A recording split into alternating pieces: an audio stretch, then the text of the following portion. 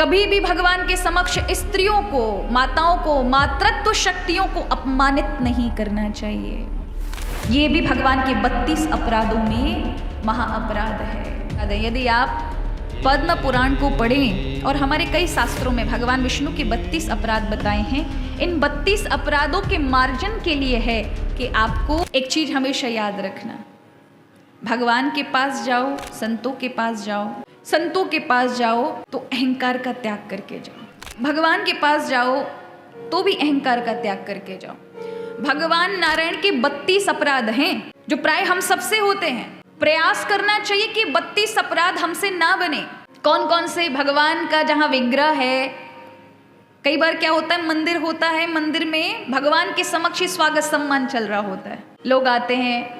अब देखो, भगवान की ओर से प्रसादी, मतलब अब जैसे हम व्यासपीठ से सबका सम्मान करते हैं, ये तो भगवान की प्रसादी है ना, ठाकुर जी की प्रसादी है। जैसे मंदिरों से आपको प्रसादी के रूप में माला दी जाए तो वो प्रसादी है भगवान का, क्योंकि प्रभु के द्वारा ही प्रभु के समक्ष दी गई है।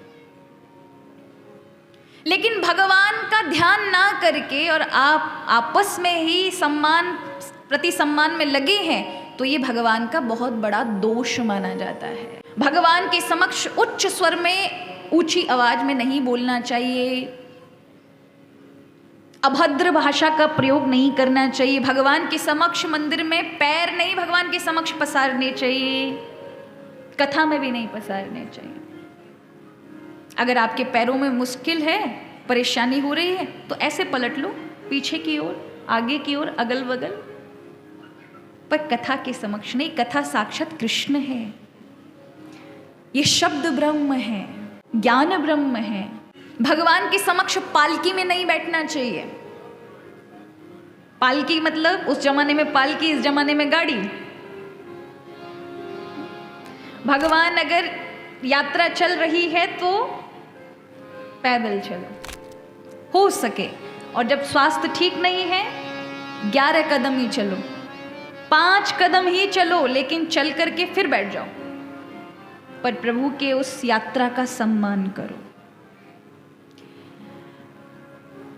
कभी भी भगवान के समक्ष स्त्रियों को, माताओं को, मातृत्व शक्तियों को अपमानित नहीं करना चाहिए।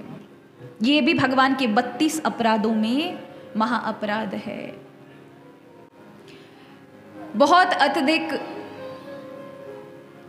किसी की प्रतिष्ठा, प्रशंसा भगवान के समक्ष नहीं करनी चाहिए। इस प्रकार के 32 अपराध हैं। यदि आप पद्म पुराण को पढ़ें और हमारे कई शास्त्रों में भगवान विष्णु के 32 अपराध बताए हैं। इन 32 अपराधों के मार्जन के लिए है कि आपको या तो विष्णु सहस्त्र नाम का पाठ करना चाहिए, ये 32 अपराधों का शमन कर देता है, या फिर नारायण कवच पढ़ना चाहिए। और इतना भी ना होना तो भागवत कथा से हम उतर जाएं, कथा की आरती हो जाए, जैसे ही हम उतरे तब भगवान का, भागवत भगवान को सीधे दंडवत प्रणाम। भाई लोग दंडवत प्रणाम करें, माताएं पंचांग प्रणाम करें घुटने पर। तो नाम संकीर्तनम यस्या सर्व पाप प्रणाशनम प्रणामो दुख शमनम तम नमामि हरिं परम। तो हमारे 32 अपराधों का परिमार्जन हो जाता है।